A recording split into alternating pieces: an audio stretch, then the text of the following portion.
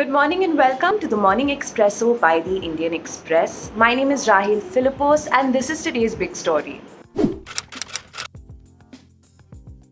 As the political crisis in Maharashtra plays out, the ruling Maha Vikas Aghadi appears to be on the verge of collapse after Chief Minister Uddhav Thackeray lost the support of majority party MLAs who rallied behind rebel leader Eknath Shinde.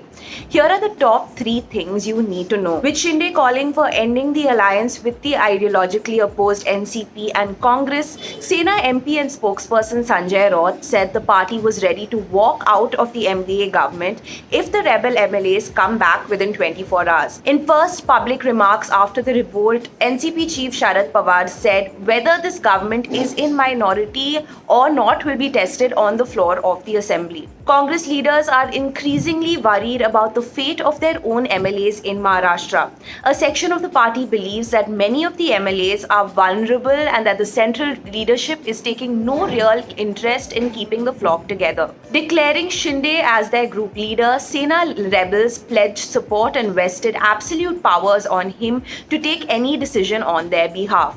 However, from proving the support of at least 37 MLAs to staking claim over the original Shiv Sena and its symbol, Shinde is set to face legal hurdles. Next up are our stories exclusive to the Indian Express. In our opinion section today, Mrinal Pandey likens the Maharashtra political crisis to a Greco-Roman war. You can read her opinion on the indianexpress.com website. Next up are our stories from the front page. Taking an incremental step towards reopening the Indian embassy in Afghanistan, Delhi sent a technical team to Kabul where it will be stationed at the embassy to coordinate delivery of humanitarian aid a day after a deadly earthquake claimed over 1,000 lives in the country. A Madras High Court order foiled a concerted bid by the dominant faction of the AIADMK, led by former Chief Minister E.K. Palanisamy, to seize complete control of the party and sideline the other senior leader O. Paneerselvam. The court restrained the AIADMK from implementing a unitary leadership system by amending party bylaws at its General Council meeting near Chennai on Thursday. Appearing to target both the NATO and the Quad, of which India is a member, Chinese President Xi Jinping on Thursday said the world must abandon Cold War mentality and bloc confrontation and oppose unilateral sanctions and abuse of sanctions. And now for today's must-read stories. The Happy Workspace in Kolkata is not your typical co-working setup. With working pods painted a vibrant yellow, free high-speed Wi-Fi and air conditioning, it was launched by the West Bengal Housing Infrastructure Development Corporation or HIDCO, a public sector undertaking in the city's New Town area.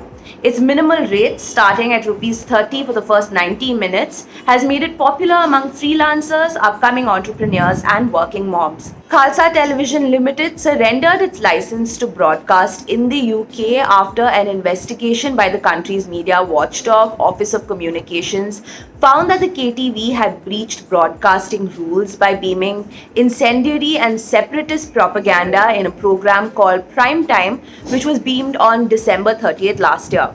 Ofcom investigation found that the show promoted violence, including murder, as an acceptable and necessary form of action to further the Khalistani cause.